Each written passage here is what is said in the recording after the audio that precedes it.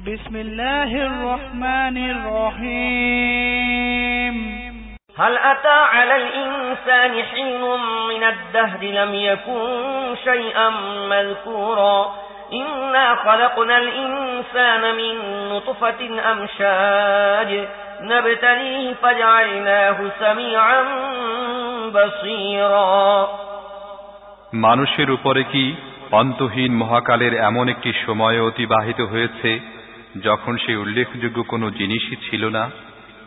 আমি মানুষকে এক সংমিশ্রিত বীর্য থেকে সৃষ্টি করেছি যাতে তার পরীক্ষা নিতে পারি। এ উদ্দেশ্যে আমি তাকে শ্রবণ শক্তি ও দৃষ্টিশক্তির অধিকারী করেছি।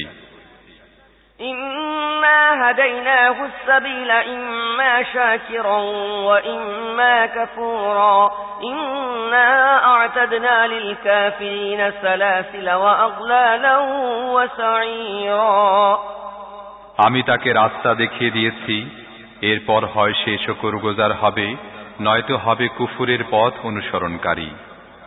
আমি কাফিরদের জন্য শিকল, বেড়ি এবং জ্বলন্ত আগুন প্রস্তুত করে রেখেছি।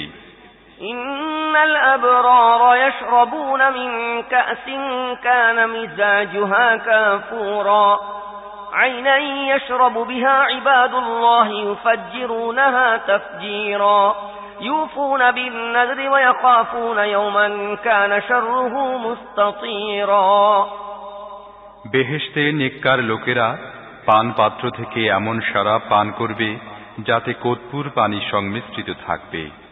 এটি হবে একটি বহমান ঝর্ণা।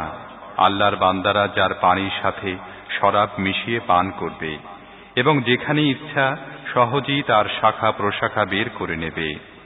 এরা হবে সেসব লোক যারা দুনিয়াতে মান্যত পূরণ করে, সেদিনকে ভয় করে যার বিপদ সবখানে ছড়িয়ে থাকবে।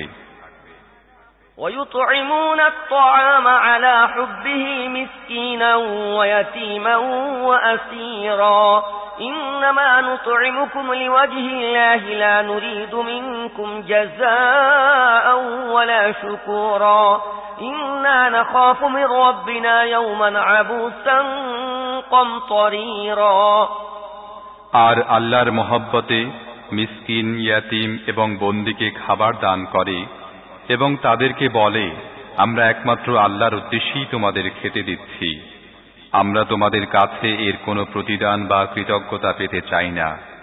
আমরা তো আমাদের রবের পক্ষ থেকে সেদিনের আযাবের ভয়ে ভীত, যা হবে কঠিন বিপদ ভরা অতিশয় দীর্ঘদিন।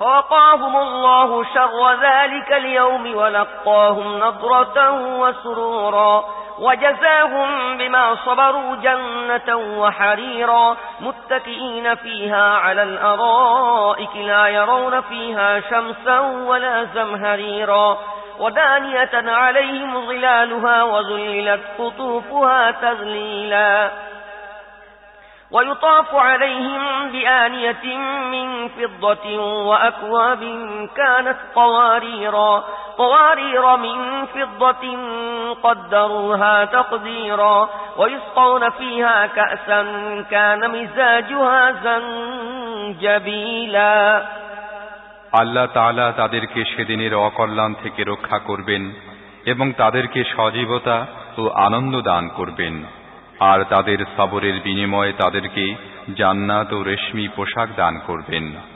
তারা সেখানে উঁচু আসনের উপরে হেলান দিয়ে বসবে, সেখানে রোদের উত্তাপ কিংবা শীতের তীব্রতা তাদের কষ্ট দেবে না।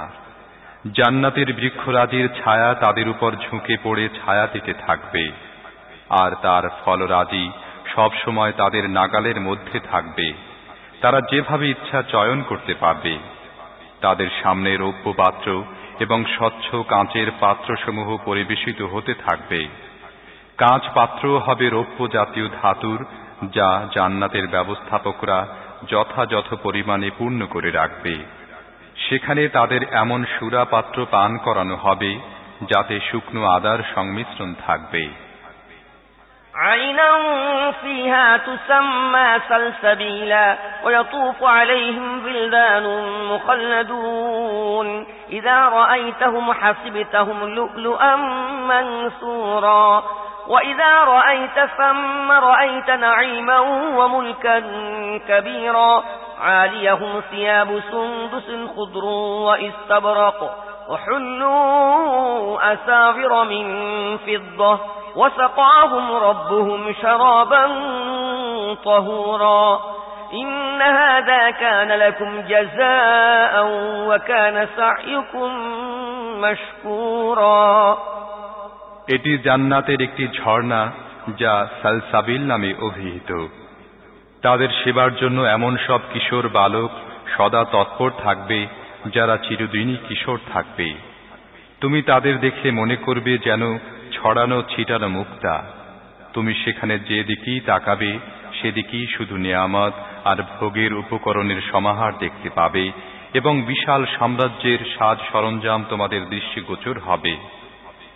তাদের পরিধানে থাকবে মিহি রেশমের সবুজ পোশাক এবং মখমল ও সোনালী কিংখাবের বস্ত্ররাজি, আর তাদেরকে রৌপ্যের কঙ্কন পরানো হবে।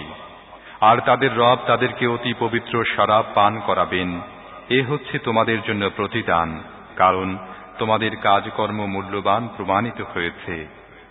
ইন্না নাহনু নাযালনা আলাইকাল কুরআন তানযীলা فاصبر لحكم ربك ولا تطع منهم آثما أو كفورا واذكر اسم ربك بكرة وأصيلا ومن الليل فاسجد له وسبحه ليلا طويلا إن هؤلاء يحبون العاجلة ويذرون وراءهم يوما ثقيلا نحن خلقناهم وشددنا أسرهم وإذا شئنا بدلنا أمثالهم تبديلا إن هذه تذكرة فمن شاء اتخذ إلى ربه سبيلا وما تشاءون إلا أن يشاء الله إن الله كان عليما حكيما يدخل من يشاء في رحمته والظالمين أعد لهم عذابا أليما হে নবী, আমি তোমার উপরে এই কোরআন অল্প অল্প করে নাজিল করেছি, তাই তুমি ধৈর্যের সাথে তোমার রবের হুকুম পালন করতে থাকো এবং এদের মধ্যকার কোনো দুষ্কর্মশীল এবং সত্য অমান্যকারীর কথা শুনবে না। সকাল সন্ধ্যায় তোমার রবের নাম স্মরণ করো, রাতের বেলায়ও তার সামনে সিজদায় অবনত হও। রাতের দীর্ঘ সময় তার তাসবিহ অর্থাৎ পবিত্রতা বর্ণনা করতে থাকো। এসব লোক তো দ্রুত লাভ করা যায় এমন জিনিসকে অর্থাৎ দুনিয়াকে বেশি ভালোবাসে এবং ভবিষ্যতে যে কঠিন দিন আসছে তাকে উপেক্ষা করে চলছে। আমি এদের সৃষ্টি করেছি এবং এদের প্রতিটি অঙ্গ প্রত্যঙ্গ ও সন্ধিস্থল মজবুত করেছি, আর যখনই চাইব তাদের আকার আকৃতি পরিবর্তন করে দেব। এটি একটি উপদেশ বাণী। এখন কেউ চাইলে তার রবের দিকে যাওয়ার পথ অবলম্বন করতে পারে। তোমাদের চাওয়ায় কিছুই হয় না যদি আল্লাহ তা না চান। আল্লাহ সর্বজ্ঞ ও সুবিজ্ঞ। যাকে ইচ্ছা তিনি তাকে তার রহমতের মধ্যে শামিল করেন, আর জালেমদের জন্য প্রস্তুত রেখেছেন কঠিন শাস্তি।